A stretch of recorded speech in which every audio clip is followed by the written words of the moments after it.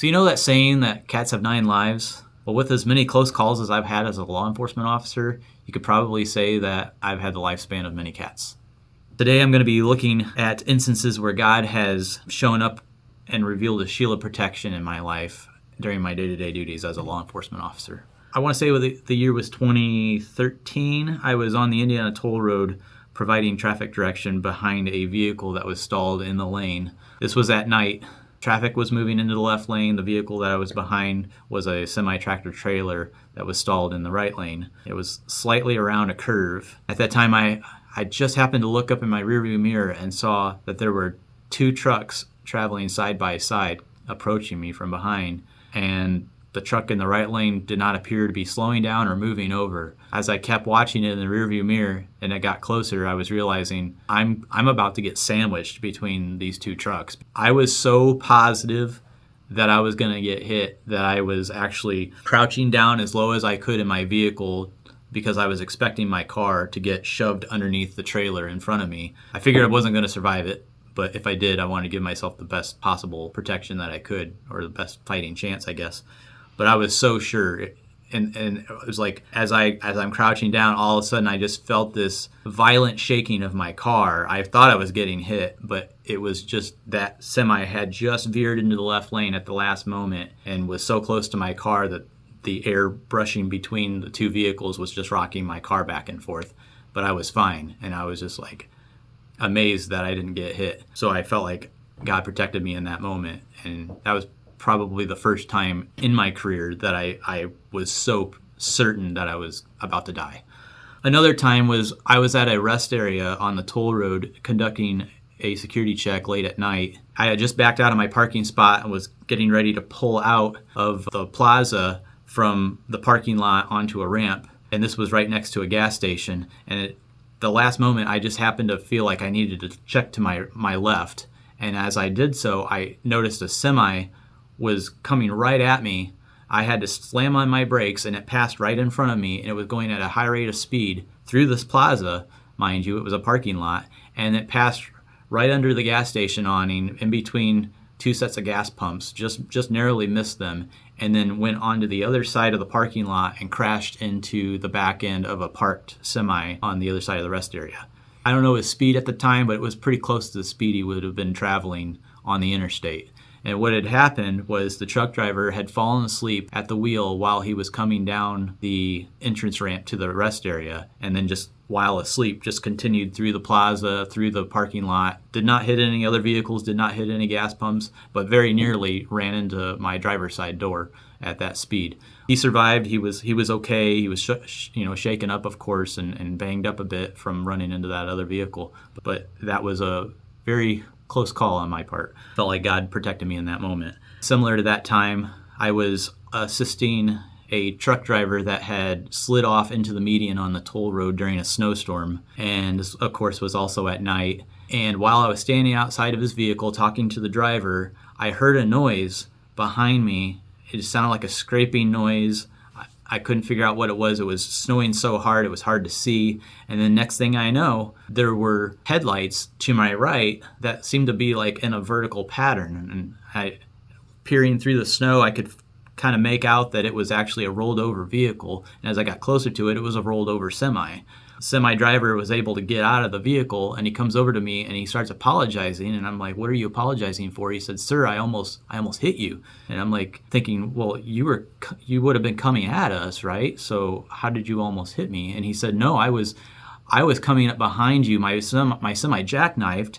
The trailer swung me around, just missed you and the other driver that were standing there in the median, and then my vehicle rolled. So it basically came up behind us, did a complete 180 as it was spinning around, and then jackknifed and then rolled over right next to us. So very, very easily we could have been struck in that situation. But nobody was hurt, nobody was hit. It turned out to be not as serious of a moment that it could have been. Another time I was sitting at the rear of a traffic backup on the interstate in a construction zone with my lights on. I was on the inside shoulder behind the traffic queue just to warn traffic that there was stop traffic ahead, basically, just to try to slow them down. I don't know why, but for some reason I felt like I needed to check my mirror at one moment. I was otherwise just working on paperwork, while I was staying back at that traffic queue. But just at the right moment, I happened to look up in the rearview mirror, and there was a semi that was not slowing down for the stop traffic and had veered into the inside shoulder where I was parked at, and it was coming at like full speed. I knew I was about to get hit. There was no place for me to go other than drive off the road. So I was parked right next to a mile marker post. I remember that part. And I threw the vehicle into gear and just floored it, and then drove off into the center median, into the grass, as it basically went right on past me, squealing its tires and everything as it's skidding across the road trying to avoid the rest of the traffic, and managed to not hit any of the traffic and just went right on down the inside shoulder past my location. I went back to the spot where I had been sitting at, because I remember having that mile marker post right next to me, and I backed up from that, and I just looked at the area where I had been sitting, and there were just two sets of dual tire skid marks just going for a good 50 feet past the location where I was at. So I know that had I not looked in my rearview mirror, had I not moved when I did, I would have been smoked by the semi easily. So that was just another example that I felt like God nudged me, hey, get out of the way. So I've had many moments, obviously, like this, but in snowstorms in particular, they're super dangerous.